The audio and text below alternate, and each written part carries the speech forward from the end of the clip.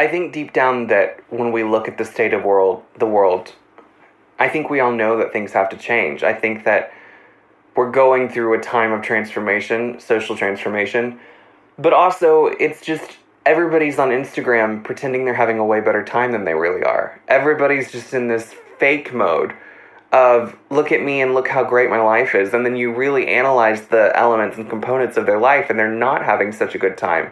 And that's, innate to human nature to always make it look better than it really is. That's a universal quality. But I think for me it's important to not do any of those things and to not go with the grain, not to be contrarian or not to be a rebel without a cause, but things need to change. And it's like there are so many social issues that contribute to lessening the quality of people's lives.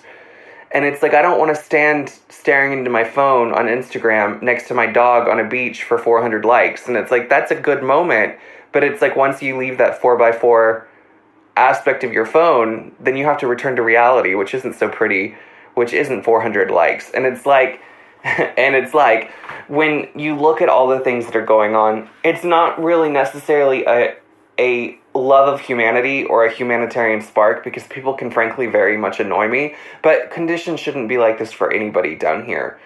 We shouldn't have to be living the way that we are. We shouldn't be compartmentalizing ourselves.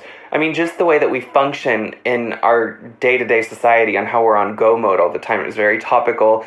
It's very surface level interactions with people. It's all very fake, unfortunately. And so this illusion that we're all having such a good time really comes crashing down when we're not facing a camera and we have to go home to our own lives that are not, there's no filter for it.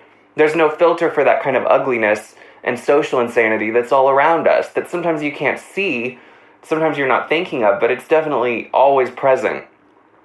So the goal is to kind of confront some of those social forces. I'm not naive enough to think that I can really change the world. I would love to believe in that hopeful idealism that one person can change the world, and sometimes they can. They really can, Gandhi, Jesus, Muhammad, Buddha, these are central figures. These were one people. They attracted thousands of followers, but it was their one core tenet of ideology and doctrine which changed the world. So one person can change the world, but those were also different times back then. We're in a very hectic, chaotic world now where it's very difficult for one person's voice to become heard, let alone actually enacting systemic change. The challenge rating to get your voice heard and all of the different things that are happening in the world is it's a very high challenge.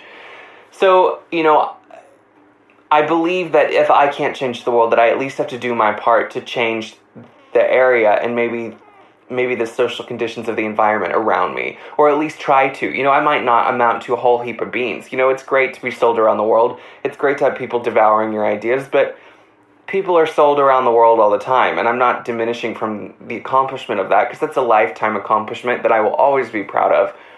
But does that translate to changing the world? Does that translate to enacting any kind of deeper change than getting a book award?